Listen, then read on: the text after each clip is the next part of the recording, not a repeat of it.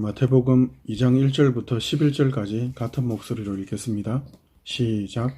헤로드 왕 때에 예수께서 유대 베들레헴에서 나심에 동방으로부터 박사들이 예루살렘에 이르러 말하되 유대인의 왕으로 나신 이가 어디 계시냐?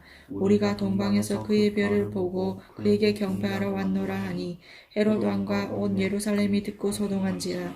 왕이 모든 대제사장과 백성의 서기관들을 모아 그리스도가 어디서 나겠느냐 물으니 이르되 유대 베들레헴이오니 이는 선지자로 이렇게 기록된 바 또 유대 땅 베들레헴아 너는 유대 고을 중에서 가장 작지 아니하도다.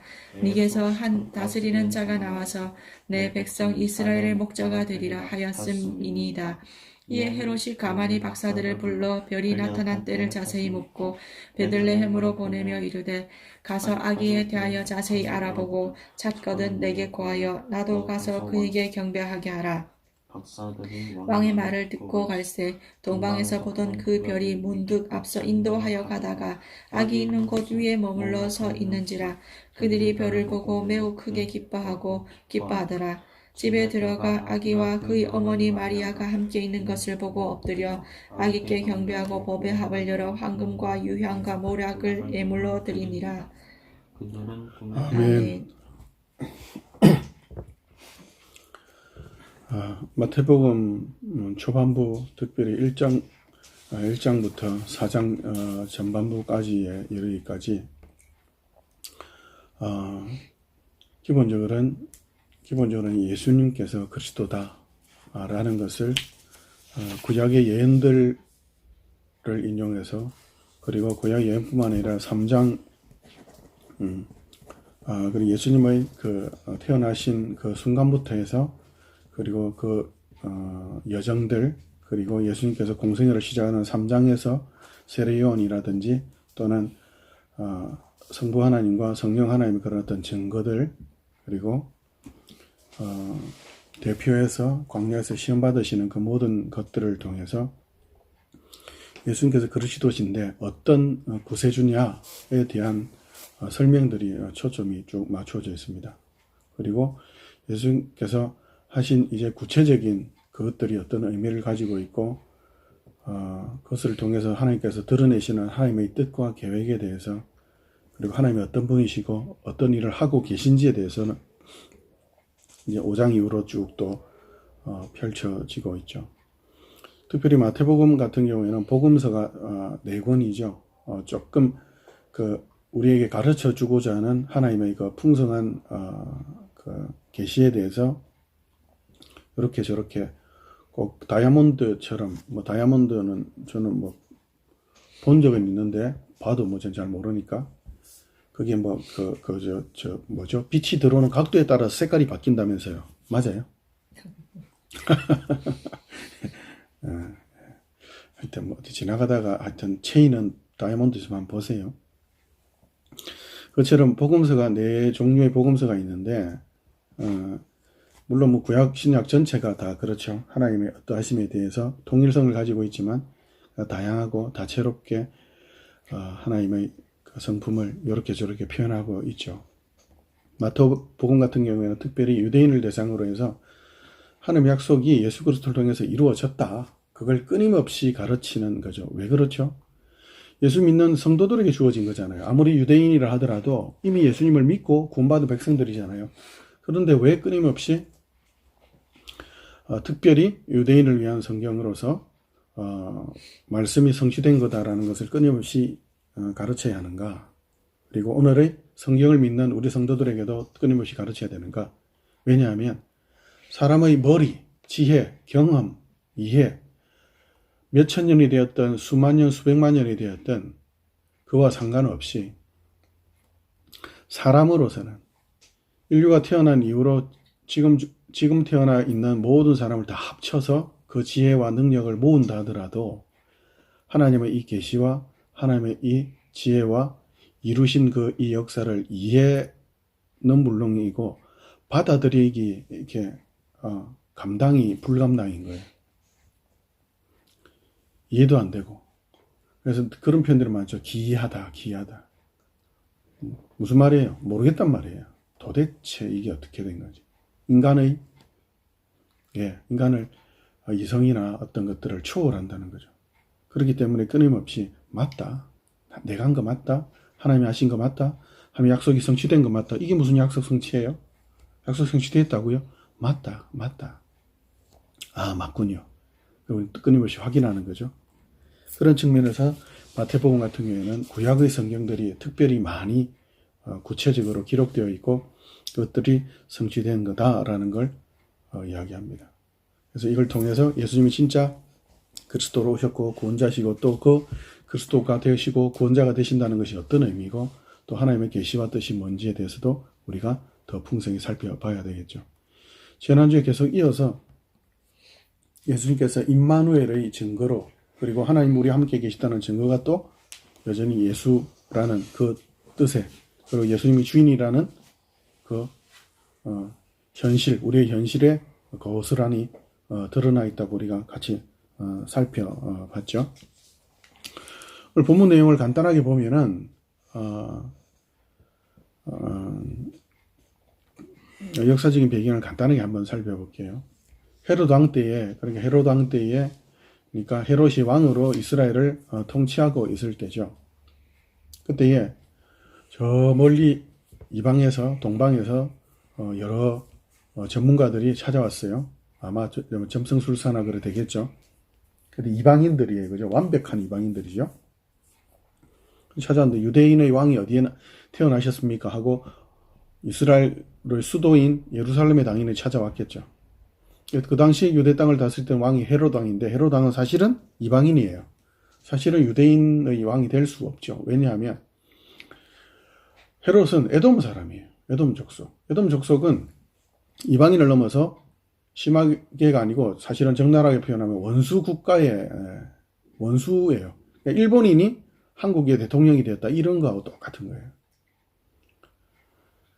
어떻게 보면 이방인이 진짜 사실은 너는 유대인으로서 왕이 된 게 아니고 사실로 이방인이잖아. 너 왕 아니잖아. 이런 어떤 그런 충격적인 그런 질문이 되는 거죠. 유대인의 왕이 어디 있습니까? 라고. 왕이 버젓이 살아있는데. 그리고 헤롯 왕에게 그 아들이 태어난 것도 아닌데. 정치적으로, 정치군사적으로 로마가 헤롯을 왕으로 세웠을 뿐이라는 걸 적나라하게 드러내는 거죠. 너 진짜 왕 맞냐? 이렇게. 허둥지둥하기죠, 다. 그러면서 그들이 대제사장을 이나 뭐 서기관들이나 성경에 정통하는 자들을 불러가지고 묻죠. 그래서 예언을 살펴보니까 이렇게 베들레헴에 태어난다고 합디다. 그래서 박사들을 보내면서 찾으면 나도 경배하게 하라. 뭐 이런 말들을 해서 보내서 결국 하나님께서 인도하던 그 별을 통해 다시 예수님 태어나신 곳을 인도해서 경배하게 했더라 하는 내용이 나옵니다. 이것이 또 예언의 내용과 무슨 상관이 있느냐? 예언의 성취와 무슨 상관이 있느냐? 그 예언의 성취인 본문을 한 번만 읽어볼게요. 6절 한번 다시 읽어봅시다. 왜 예수님이 베들레헴에 태어난다고 했냐면 하면서 이야기하기를 2장 6절 같이 읽습니다. 시작. 또 유대 땅 베들레헴아 너는 유대 고을 중에서 가장 작지 아니하도다. 네게서 한 다스리는 자가 나와서 내 백성 이스라엘의 목자가 되리라 하였음이니이다. 예, 베들레헴에 한 목자가 다스리는 자, 그러니까 왕이죠, 그죠? 통치자가 태어나는데 어떤 왕이 된다고요? 예, 목자 같은 왕이 된다 이렇게 이야기하시죠. 이걸 단순하게 이 말씀이 성취되었다 그렇게 믿고 그냥 아멘하고 지나가면은 우리에게 주신 풍성하고 정말 놀라운 것들을 좀 놓칠 수가 있어서 그걸 우리가 살펴볼 텐데 그걸 살펴보기 전에 미가서의 본문으로 가서 살펴보기 전에 조금 오해가 있을 수도 있어서 이야기하자면 예수님께서 베들레헴의 왕이 온 우주를 다스리는 왕이 베들레헴에 태어나셨다 오셨다 이걸 우리가 이야기할 때에 우리가 조심해야 되는 것은 베들레헴이 뭐 아주 작은데도 불구하고 예수님께서 오셨으니까 작은 고추가 맵다더라. 그러니까 작은 베들레헴이 작긴 하지만 작은 고추가 매운 것처럼 뭔가 특별한 게 있구나. 아니면 뭔가 특별한 수고한 열심히 뭔가 있는 게 아니야? 그래도 하나님께서 쓸모가 있으니까 어떤 자격이 있으니까 그래서 오신 거 아니야? 그게 결코 아닙니다. 베들레헴이 존귀하고 귀한 땅이 될 수 있는 유일한 이유는 주께서 그 땅에 오시겠다고 결정했기 때문인 거예요. 예. 그러니까 결정하셨고 오셨기 때문에 베들레헴이 귀중한 거예요. 그러면 베들레헴은 어떤 거예요? 그 왕이 그 주인이 오기 전에도 귀하고 오고 나서는 더 귀하죠. 근데 그 이유와 조건은 뭐예요? 왕이 결정했기 때문인 거예요. 왕이 왔기 때문에. 요즘 젊은 어린 친구들 걸그룹 무슨 이야기 하잖아요. 무슨 방탄소년단이 등등. 그 친구들이 왔다 간 장소.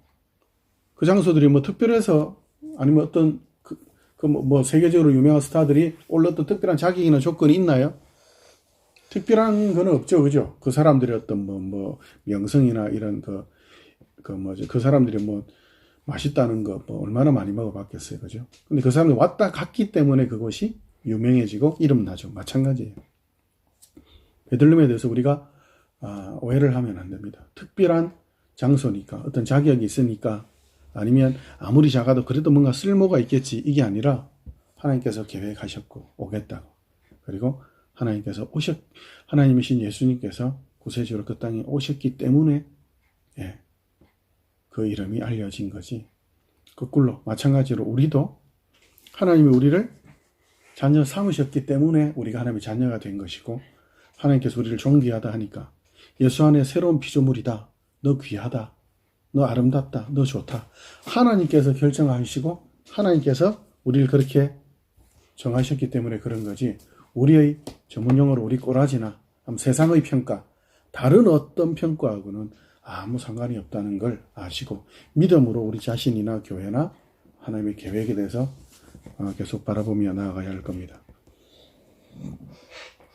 오늘 우리 본문의 배경이 되는 예수님께서 이 헤롯 왕, 적대국 사람이 왕이 된 이 땅에 예수님께서 베들레헴에 태어나신 것이 그렇게 하나님의 약속의 성취가 되느냐 관련해서 미가서로 가서 우리 확인해 봅시다. 미가서로 가봅시다. 미가서 4장. 미가서 4장으로 가봅시다. 미가서 1장부터 3장까지 쭉 내용이 있고 있는데, 미가서 전체 내용은 선지서들의 기본적인 골격들은 대부분이 이렇게 돼요.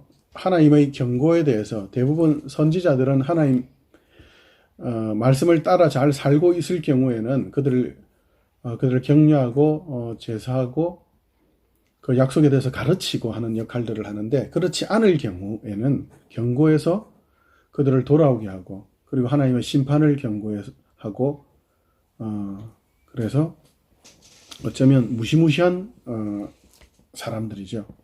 그래서 미가서도 기본적으로 하나님의 심판에 대해서, 그러니까 돌아와라, 그리고 심판에 대해서 이야기했으면 뭐가 있죠? 또 같이 한 쌍이 되는 구원에 대해서 선포하는 내용이 같이 연결돼서 계속 그렇게 나옵니다. 모든 선지서들이 그렇게 기본적으로는 그런 맥락이에요. 그게 하나님의 마음이죠. 심판하시는 이유도 구원을 위해서, 그리고 때리는 이유도 회복시키고 바른 길로 가기 위해서 그런 것이라는 것이 명확하게 드러나 있는데, 미가서 4장 6절부터 8절까지만 먼저 같이 읽어보겠습니다. 같이 읽습니다. 시작.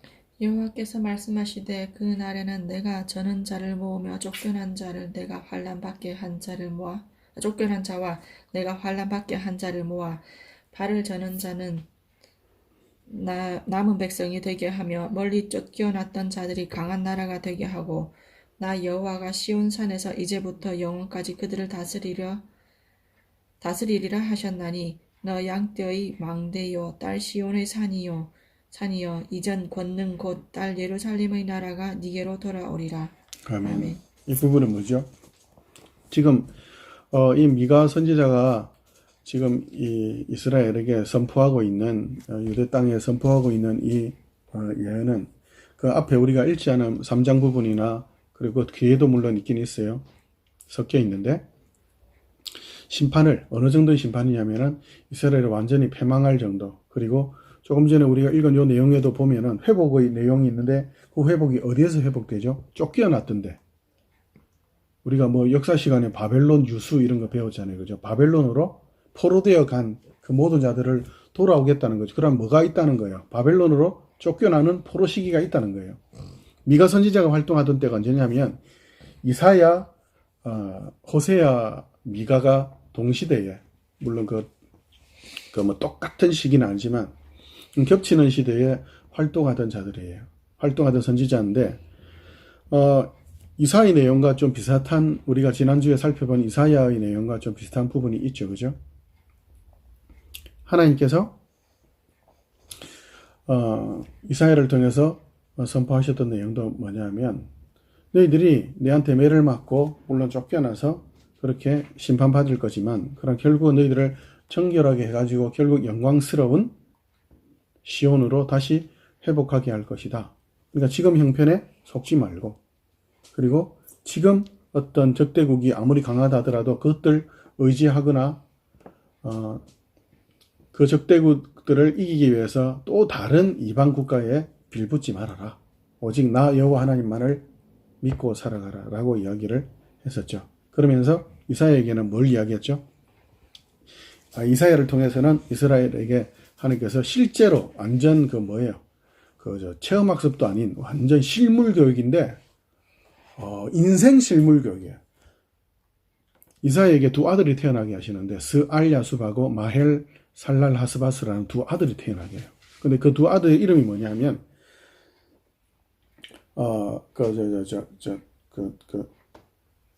마헬 살랄 하스바스는 심판이 급하다. 반드시 이루어지는데 어느 정도냐면 바로 이루어진다. 즉시 이루어진다. 엄청나게 빨리 이루어진다. 스알야숲은 남은 자만 돌아온다. 근데 남은 자만 돌아온다가 첫 아들이에요. 남은 자만 돌아온다는 말은 뭐예요? 이미 심판이 있다는 것이 전제죠. 근데 아니 심판이 있고 난 뒤에 남은 자가 돌아온다 이러면은 예언의 순서도 어떻게 보면 맞고 좀 뒤바뀌었다가 근데 그게 아니고 하나님께서는 심판도 있기 전에 뭐부터 이야기하신다고요? 구원의 회복부터 먼저 이야기하세요. 남은 자만 돌아온다. 어떻게 하라는 거예요? 일단은 하나님께 돌아오라는 것이 기본 핵심이고 그러나 하나님께서 인생들을 아시죠? 결국 이들이 죄 가운데 이걸 실패로 그 죄악의 끝으로 계속 달려가니까 결국 어떻게 하시죠? 그들을 마침내 심판하시죠. 그러나 그 중에도 불구하고 결국은 내가 남은 자들을 돌아오게 하겠다. 그런 하나님께서 약속을 이야기하죠. 이사야에서도 우리가 살펴본 것처럼 이사야의 시대 때 있었던 아하스 왕이 하나님을 신뢰하지 않고 다른 왕들을 신뢰하죠. 자기도 왕이면서 힘이 없으니까 다른 왕들을 신뢰해서 적대국을 상대하려 하죠. 그러나 이스라엘의 왕정 통치는 특별한 것이 있죠. 우리가 사울 왕이라든지 다윗 왕이라든지 이스라엘의 왕정 제도는 다른 나라의 왕정 제도와는 완전히 달라요. 다른 나라의 왕정 제도는 그 왕가가 핵심이 돼요. 그러나 이스라엘의 왕정 제도는 그 왕가와는 상관이 없어요. 하나님의 말씀에 순종하느냐 안 하느냐에 달려 있어요. 그게 사울을 통해 드러나죠.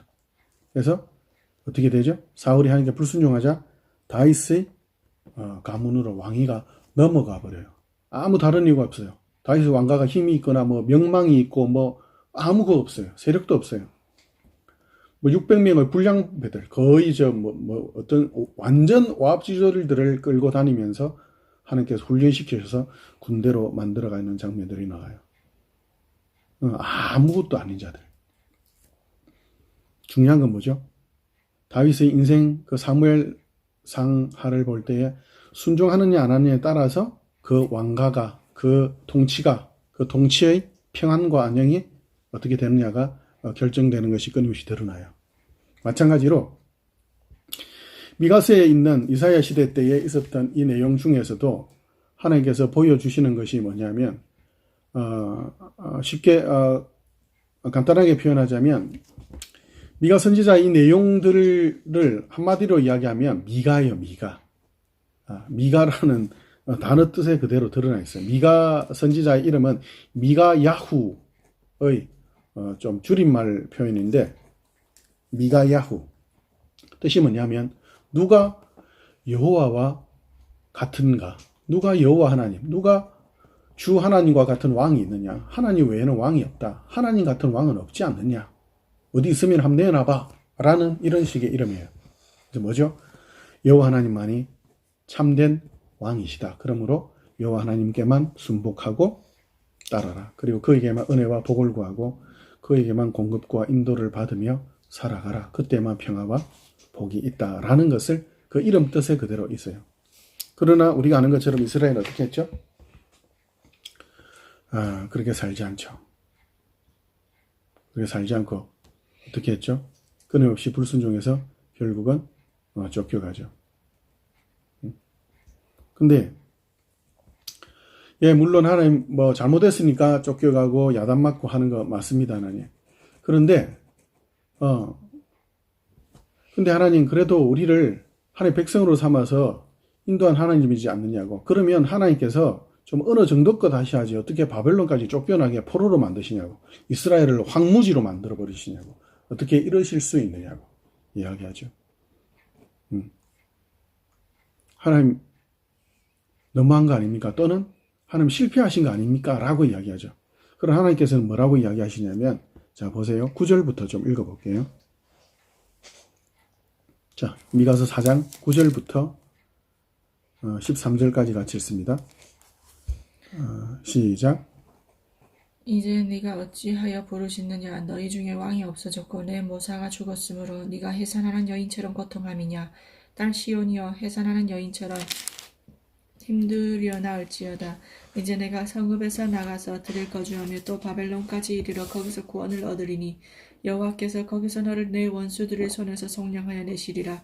이제 많은 이방 사람들이 모여서 너를 치며 이르기를 시온이 더럽게 되며 그것을 우리 눈으로 바라보기를 원하노라 하거니와 그들이 여호와의 뜻을 알지 못하며 그의 계획을 깨닫지 못한 것이라. 여호와께서 곡식단을 타작마당에 모음같이 그들을 모으셨나니 딸 시온이여 일어나서 칠지어다. 내가 내 뿔을 무쇠 같게 하여 내 굽을 놋 같게 하리니 네가 여러 백성을 쳐서 깨뜨릴 것이라. 네가 그들의 탈취물을 구별하여 여호와께 드리며 그들의 재물을 온 땅에 주께 돌리리라. 아멘. 실제로는 사람의 눈으로나 이방인의 눈으로나 또는 약속의 백성들의 눈으로 볼 때 피곤하죠. 그래서 9절에 막 울고 힘들어서 우리 이제 망했구나. 근데 하나님께서 이 망한 형편 가운데 6절부터 8절까지 뭘 선포하셨죠? 구원의 회복을 선포하셨죠. 근데 인간들은 하나님을 믿지 않고 지금의 형편, 지금 눈에 보이는 피곤한 인생을 보죠. 네. 모든 것이 얼어붙는 죽음 같은, 겨울 왕국 같은 그런 형편 가운데 폭력과 그리고 강한 자들의 어떤 압제로 그런 형편 가운데 있는, 그래서 그냥 울고만 있고 아무것도 안 하려고 하죠. 근데 하나님께서 뭐라고 이야기하시죠? 애 놓는 그런 여인들처럼 힘들지. 근데 애 놓고 살아. 애 놓고 살아. 너 돌아오게 할 거야. 돌아오게 할 거야. 뭘 살라고요? 살만하다고요, 하나님? 죽을 것 같은데요. 아니, 살아. 괜찮아. 내가 살만하게 할 거야. 살게 할 거야. 그리고 마침내 돌아오게 할 거야. 그럼 도대체 이게 뭡니까?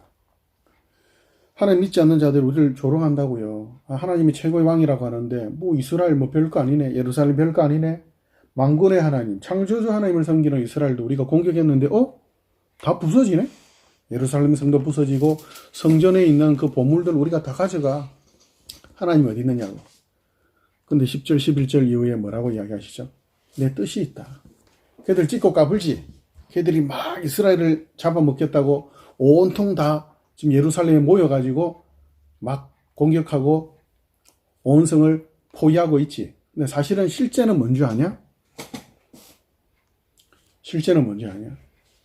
왜 하나님께서 이스라엘 지금 심판을 허락하시죠? 왜 이렇게 허락하시죠? 하나님께서 이스라엘을 어떻게 하려고요? 신명기에서 28장에 나오면 보면 하나님 약속하시죠. 너희들이 내 말 들으면 나가도 복을 받고 들어와도 복을 받고 이래도 복 받고 저래도 복 받을 까. 그런데 너희들이 불순종하면 무슨 짓을 하든 어떤 조건과 환경과 상관없이 키가 2m 돼도 1m짜리한테 맞고 집 아끼고 왕따 당할 거고 돈이 1000조가 있어도 거지가 될 거고 뭔 짓을 해봐라 너가 하나님께 약속하셨죠. 그래서 하나님께 약속하셨던 것이 너희들이 가나안 내가 쫓아낸 이 가나안처럼 똑같이 너희들이 불순종으로 패역하여 가면 내가 그들을 쫓아냈던 것처럼 너희들도 싸그리 쫓아내가지고 어떻게 할 거냐면 이 더러워진 이 땅을 내가 깨끗하게 할 거다. 그리고 너희들도 내가 깨끗하게 할 거라. 불로 사르듯이 깨끗하게 할 거라. 그리고 마당에 있는 타작기 있죠. 그 도리깨 이런 거. 벼나 이런 거 수확할 때 딱 치면은 알곡들만 쫙쫙 떨어지죠. 그죠? 도리깨로 치고. 그리고 또 그 탈곡기에 넣어가지고 뭐가 나와요? 껍데기가 다 분리돼서 알곡들만 싹 나오죠. 그런 것처럼 내가 반드시 너희들을 어떻게 하겠다고요? 너희들이 아무리 찢고 까불어봐라. 내게 어떤 불순종으로, 어떤 못난 모습으로, 어떤 더럽고 추한 모습으로 살아봐라. 나는 결국 너희들을 깨끗하고 영광스러운 내 자녀로 만들고야 말겠더라. 내 약속이 지금 이루어지고 있는 거야. 그러니까 죽을 만큼 힘들더라도 애놓고 살아. 애놓고 살아. 그 믿지 않는 자들은 너희들 보고 조롱하겠지. 그리고 너희들 이제 다 망했다. 다 죽었다. 약속의 백성들 없다라고 다 같이 모여가지고 찢고 까불겠지. 그러나 어느 때가 되면 어느 정도 끝 내가 너희들을 완전하게 깨끗하게 하는 그날이 오면 그때는 이스라엘을 공격하고 싸그리 망하게 하겠다고 모든 나라의 군대들이 모여왔다 하더라도 기껏해야 볏집들이 모인 것밖에 안 돼. 볏집들 많이 모여봐야 무슨 소용이냐. 내가 불을 놓을 건데. 내가 불 태워버릴 건데. 그럼 이스라엘을 갖다가 공격하러 왔던 것들이 볕단들처럼 다 불타버 없어질 거야. 싸그리 없어질 거야. 내가 이방들을 그리고 이 세상을 겨울왕국 같은 죽음이 오는 이방인은 뭐 그래도 좀 참겠는데 아니 적대국 원수국가의 사람이 원수국이 지금 유대를 다스리고 있는 헤롯 왕이 지금 왕이 되어 다스리고 있는 이 죽음 같은 이 땅 형편 하는 도대체 어떻게 되냐고. 이방인들이 조롱하고 있습니다. 하나님. 원수국가 사람이 지금 왕이 되어 조롱하고 있습니다. 하나님 괜찮아. 상관없어. 내 약속은 신실하고 지금도 이루어지고 있어. 예수님께서 오셨어요. 어떤 형편 가운데? 완전 죽음으로 악신하는 죄와 허물로 온통 오물덩어리처럼 되어 있는 이 땅에 어떻게 오셨죠? 어떤 뭔가가 좋아서 베들레헴이 훌륭해서 작지만 작은 고추가 맵고 하나밖에 없지만 똘똘한 한 채? 아니요. 하나님이 창조주시고 하나님이 영광 자체시며 거룩 자체신 그분이 오셨기 때문에 그분에게 우리가 영광을 돌리거나 뭔가 수고했거나 우리가 어떤 열심으로 나아갔기 때문이 아니라 그분이 오셨기 때문에 바로 거룩한 땅이 되어버리는. 그래서 그분이 오시자마자 우리와 상관없이 이 죽음 오는 이 땅과는 상관없이 하나님의 나라가 되어버리는 거죠. 세상은 세상의 힘과 지혜로 다스리고 찢고 까불고 하지만 그러나 결국은 하나님께서 어떻게 해요? 너희들의 형편이 어떤 가운데 있든지 결국은 내가 할 거야. 자, 5장으로 넘어가 볼까요? 그래서 계속 이어지죠. 미가서 5장 1절부터 4절까지 같이 읽습니다. 같이 읽습니다. 시작. 딸 군대야 너는 때를 모을지어다. 그들이 우리를 애워쌌으니 막대기로 이스라엘 재판자의 뺨을 치리로다. 베들레헴 에브라다야 너는 유다 족속 중에 작을지라도 이스라엘을 다스릴 자가 네게서 내게로 나올 것이라. 그의 근본은 상고의 영원에 있느니라. 그러므로 여인이 해산하기까지 그들을 붙여 두시겠고 그 후에는 그의 형제 가운데에 남은 자가 이스라엘 자손에게로 돌아오리니 그가 여호와의 능력과 그의 하나님 여호와의 이름의 위엄을 의지하고 서서 묵죽하니 그들이 거주할 것이라. 이제 그가 장대하여 땅 끝까지 미치리라. 아멘. 아멘. 이스라엘 지도자 왕을 갖다가 뺨을 때리고 그 정도로 수치스러운 형편이 오더라도 그래도 괜찮다. 왜냐하면 한 다스리는 자가 나는데 태초의 상고에 뭐죠? 영원한 영원 전부터 계신 하나님으로서 이 땅에 왕이 오실 것을 예언하는 거죠. 그러면 결국 그가 오시면 어떻게 해요? 온 나라를 목자처럼 다스리네. 어떻게 해요? 목자가 어떻게 다스려요? 양을 갖다가 평안하게 인도하죠. 무지무능한 양이죠. 시력도 약해서 앞도 1m도 제대로 못 보고, 예. 목자가 없으면 지 마음대로 가. 한 걸음 한 걸음을 인도하는 목자처럼 너희들을 먹이고 푸른 풀밭으로 인도하고 쉴만한 물가로 인도하는 목자처럼 너희를 평화롭게 다스릴 것이다. 세상 나라는 어떻게 다스리죠? 헤롯 왕처럼 죽이고 때리고, 그래서 자기 말대로. 인간들이 결국은 누구 마음대로? 인간 마음대로 하는 거예요. 왕이 누구로 바뀌느냐 뿐이지 결국은 인간 마음대로인 거예요. 그걸 하나님 어떻게 하시죠? 하나님도 하나님 마음대로 하시죠. 그럼 뭐가 다르죠? 하나님은 생명과 평안으로 인도하시죠. 사람은요, 결국은 자기 욕심과 죄악으로 인도하여 가죠.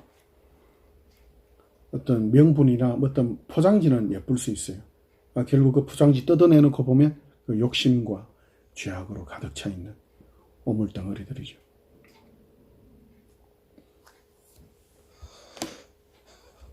지금 우리가 살고 있는 이 땅의 형편도 비슷하죠. 예. 그래서 세상은 우리를 조롱하고 때로는 우리도 하나님 약속에 대해서 신뢰하지 못하고 넘어지기도 하고. 그러니까 하나님께서 우리에게 지금 이 땅을 사는 우리에게도 지금 형편, 너희들의 모습 그거와 상관없이 내가 지금 예수님을 보내서 이미 너희들에게 구원을 드러냈지 않느냐.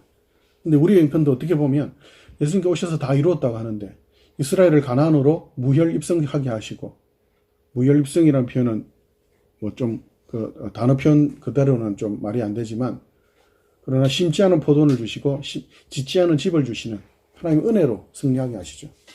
인간의 지혜나 능력이 아닌, 여호수아 군대의 어떤 탁월함이 아닌, 마찬가지로 죄와 허물로 죽었던 시체되었던 우리를 대신하여 십자가에 죽으신 예수님의 그 사랑으로 그저 은혜로 우리를 구원하셨죠. 그런데 예수님께서 다시 오시는 그날까지 지금 우리의 형편은 어때요? 마치 헤롯 왕 때처럼 우리가 똑같이 조롱받고 있고, 미가 시대 때처럼 여전히 조롱받고 있고 피곤하게 살고 있죠. 근데 하나님께서 뭐라고 이야기하시죠? 미가서에 있는 이야기처럼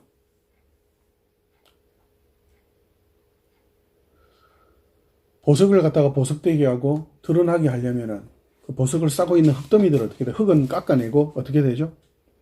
불을 태워가지고 보석만 남게 하고 흙들은 다 불순물들을 없애게 하죠. 그죠? 그것처럼 세상을, 그 보석을 보석되게 재련하기 위한 그런 집더미로, 불쏘시개로 쓰겠다고 하나님 이야기하시죠. 뭐가 필요합니까?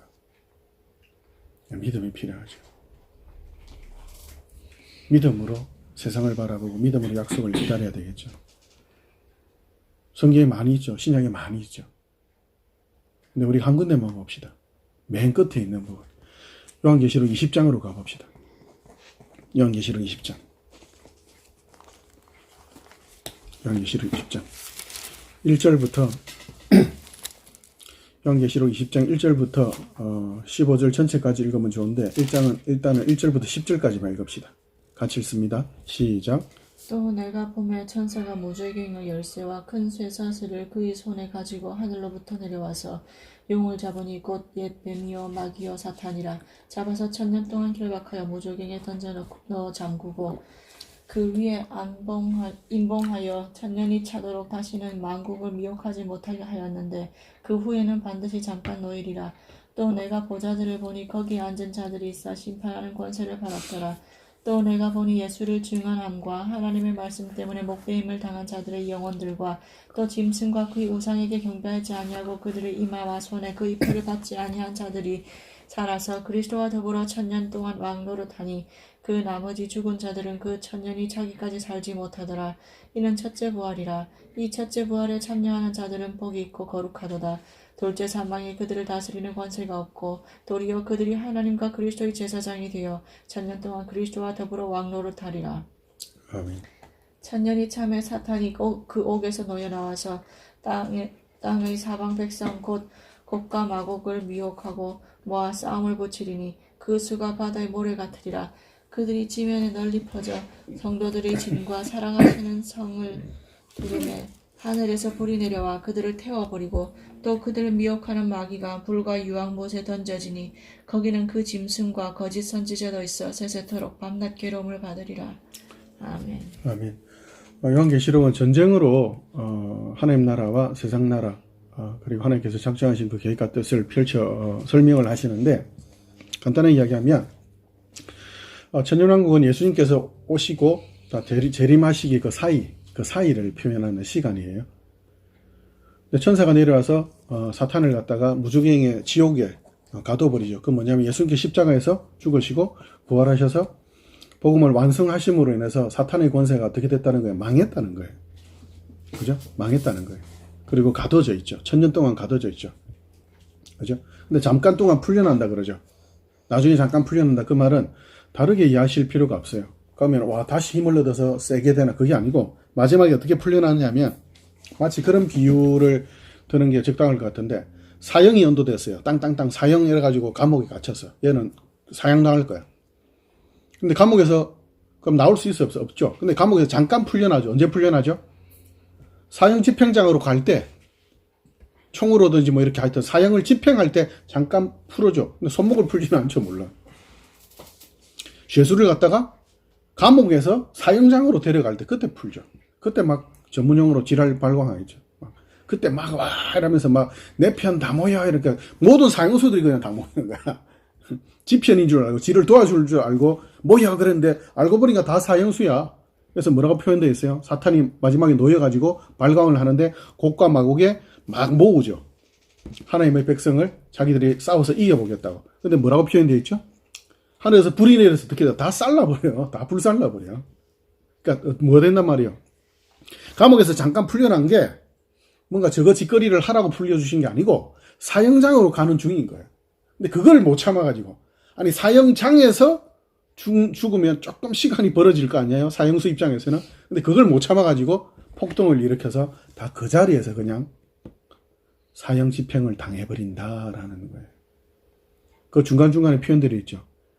그런 자들에 의해서 죽임을 당했던 자들, 그러나 사실은 어떻다고요? 살아나 있다고요. 예수님과 지금 이미 다스리고 있다고요. 우리도 육체는 죽죠. 그러니까 실제로는 어떻게 해요? 하나님과 이 땅을 다스리고 있다고요. 11절부터 15절까지 같이 읽어볼게요. 같이 읽습니다. 시작. 11절부터 15절 같이 읽습니다. 시작. 또 내가 크고 흰 보좌와 그 위에 앉으신 이를 보니 땅과 하늘이 그 앞에서 피하여 간데 없더라.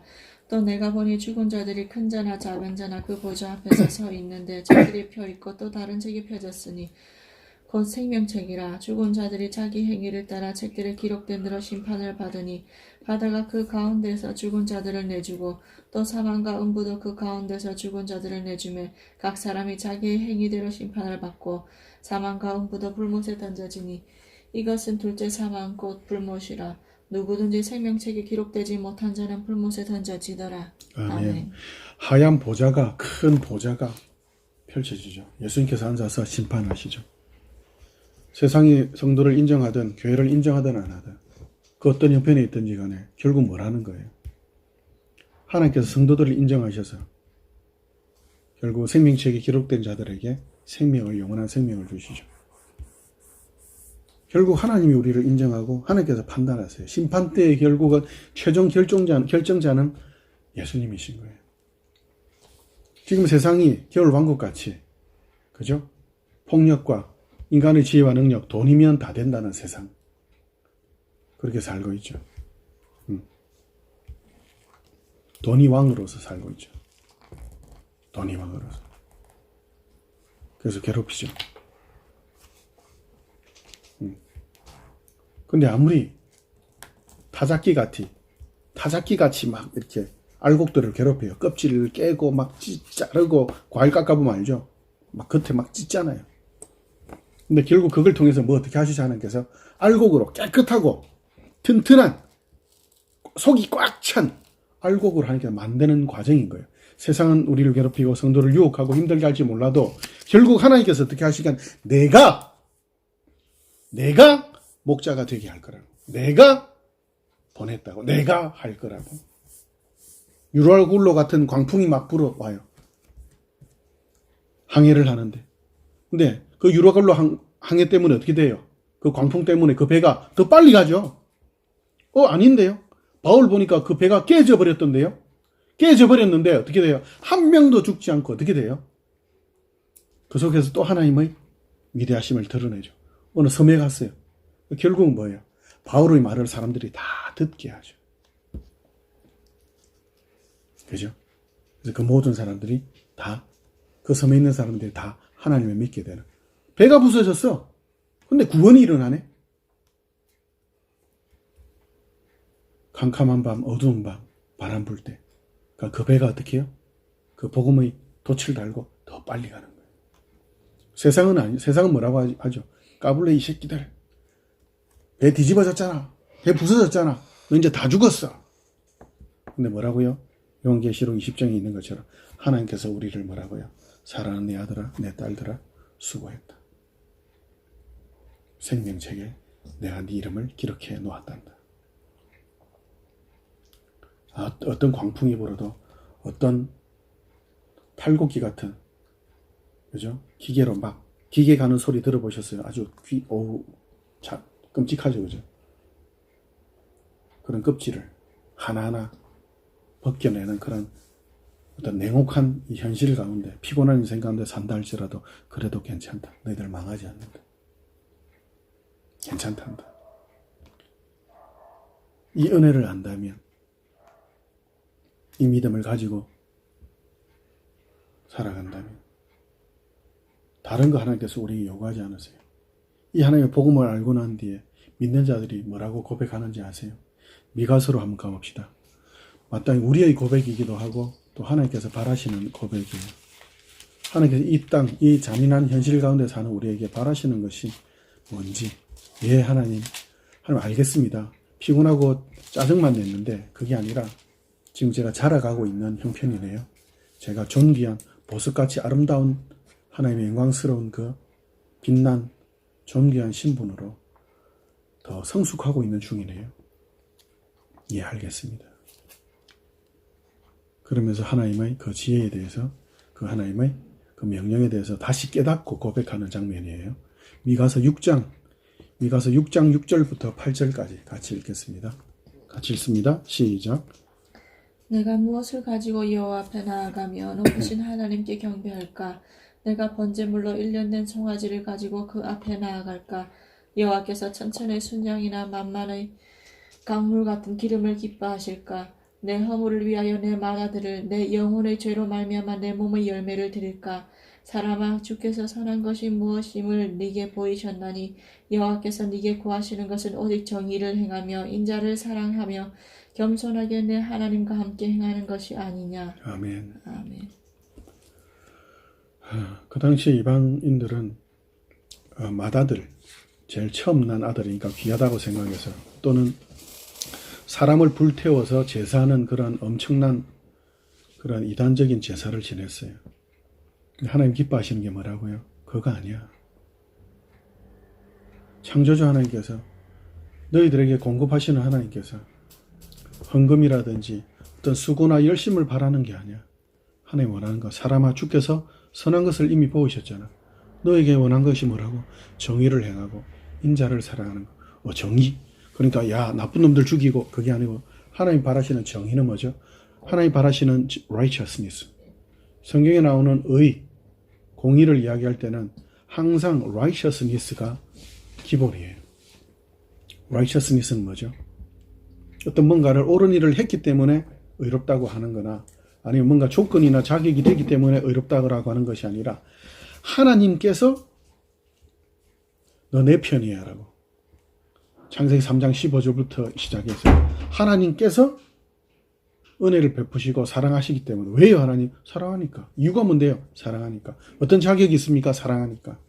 어떤 수고나 열심이 있습니까? 사랑하니까. 그저 하나님의 무조건적인 그 은혜와 사랑에 근거한 의가 여기서 요구하시는 정의예요. 왜요? 왜 우리가 이렇게 살 수 있죠? 왜 사람을 사랑하고 하나님과 겸손히 동행할 수 있죠? 우리가 그 사랑을 받았고 그 은혜를 받았고 그 정의를 따라서 구원을 받았잖아요.